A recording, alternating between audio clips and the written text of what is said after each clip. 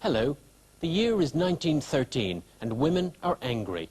Some have been bombing houses and churches, setting fire to post boxes, cutting telegraph wires, going on hunger strikes and marching through the streets of London. Why are they angry? Because women aren't allowed to vote in elections. Men don't want to give them the vote. They say women are too emotional and don't understand politics. Not like men do. But women in many countries like Australia and America already have the vote, so their British sisters feel it's high time they got it too. Since the 1860s, a group known as suffragists have been working night and day, writing letters, making speeches, and trying to get the support of MPs. But it's very slow progress. So Emily Pankhurst has got another group of militant women together. These women have decided the only way to make the government sit up and take notice is to play dirty. The Mail newspaper has nicknamed them the Suffragettes, and their militant activities always hit the headlines. Their biggest news story to date has been the recent death of Emily Davison in June 1913 at the Epsom Derby Day horse race. To the Suffragettes, she was a brave martyr who died for their cause. But to the journalists writing the newspaper reports, she was bonkers. Mad woman's dash. Day of sensation at Epsom. A suffragette outrage. Woman's attempt to stop race. Screamed the Daily Mail. Suffragette's mad plunge. Yelled the Standard. Sensations of Derby Day.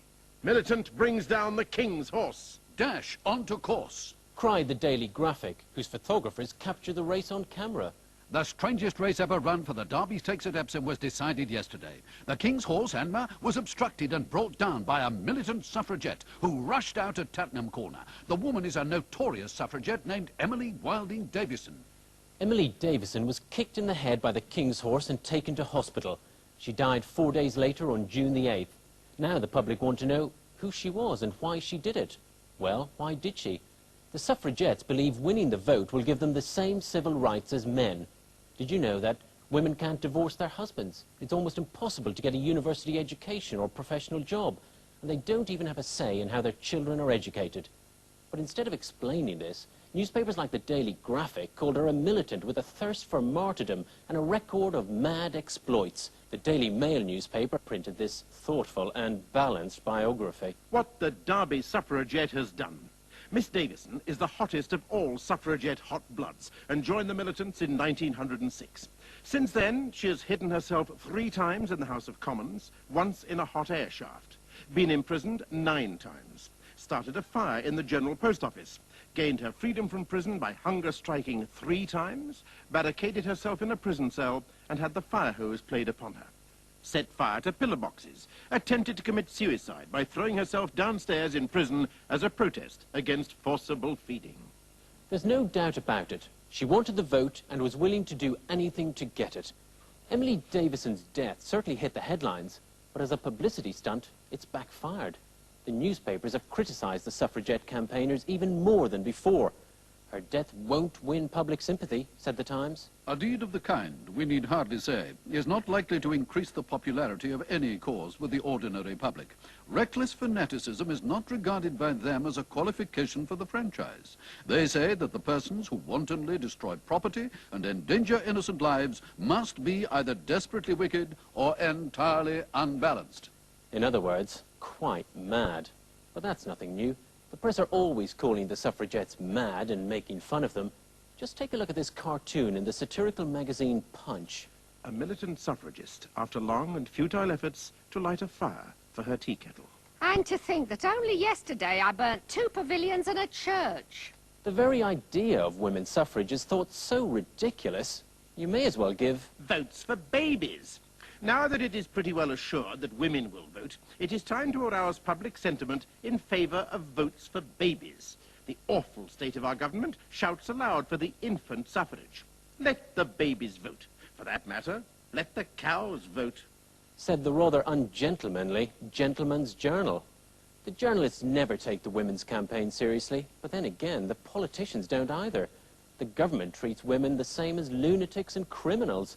It says none of them can have the vote because they're mentally unfit. But to her militant supporters, Emily Davison wasn't a criminal or mad. She was a martyr. In honour and loving reverend memory of Emily Davison. She died for women. The first martyr of woman suffrage. The supreme sacrifice. A life laid down. Said the Suffragette newspaper solemnly.